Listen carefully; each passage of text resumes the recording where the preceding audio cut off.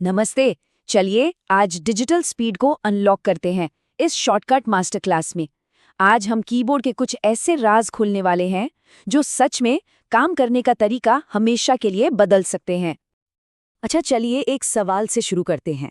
ये जो टेक्स्ट दिख रहा है, इसे बोल्ड करने में माउस के कितने क्लिक्स लगते होंगे? जरा सोचिए। 1, 2, शायद 3। भाई ये तो हम सब रोज ही करते हैं, है ना?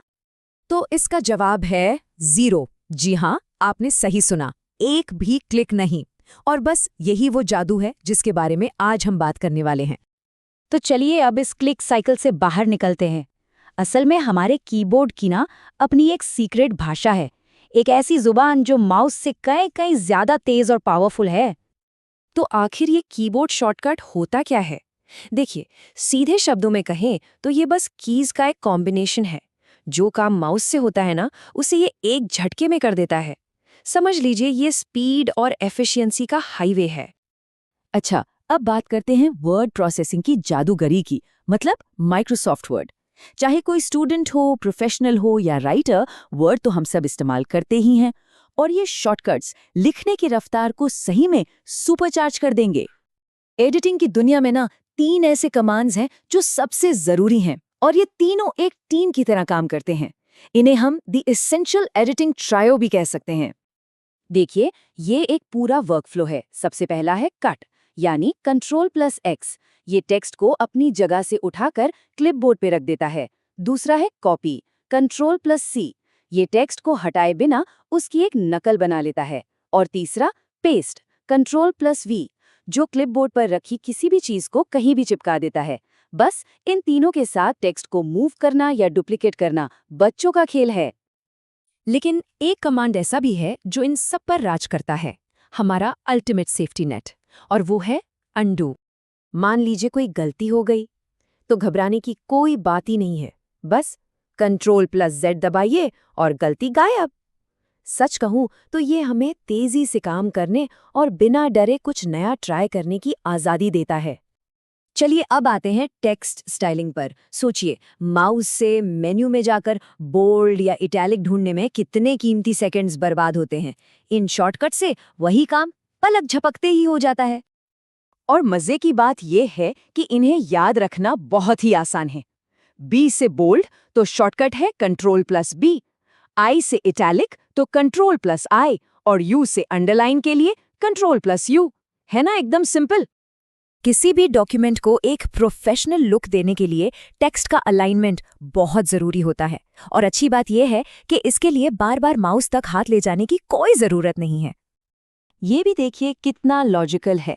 एल से लेफ्ट अलाइन के लिए Ctrl+L, आर से राइट के लिए Ctrl+R, और जे से जस्टिफाई के लिए Ctrl+J। हाँ, बस एक चीज है, सेंटर के लिए Ctrl+E इस्तेमाल होता है। बस इसे याद रखना है। सोचिए, एक बटन दबाया और पूरा का पूरा पैराग्राफ अपनी जगह पर। और ये तो एक असली गेम चेंजर है। अगर कर्सर के बाईं तरफ का पूरा शब्द मिटाना हो तो Ctrl+Backspace, और दाईं तरफ का Ctrl+Delete। जरा सोचिए, एक एक लेटर को डिलीट करने के मुकाबले इसमें कितना ज्यादा समय बचता है।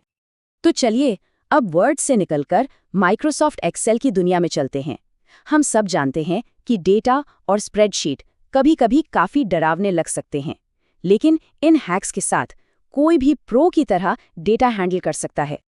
तो शुरुआत करते हैं कुछ एकदम बुनियादी चीजों से, मतलब वर्कबुक को मैनेज करना और अलग-अलग शीट्स के बीच तेजी से मूव करना। ये समझ लीजिए कि ये आपके नेविगेशन का बेस है।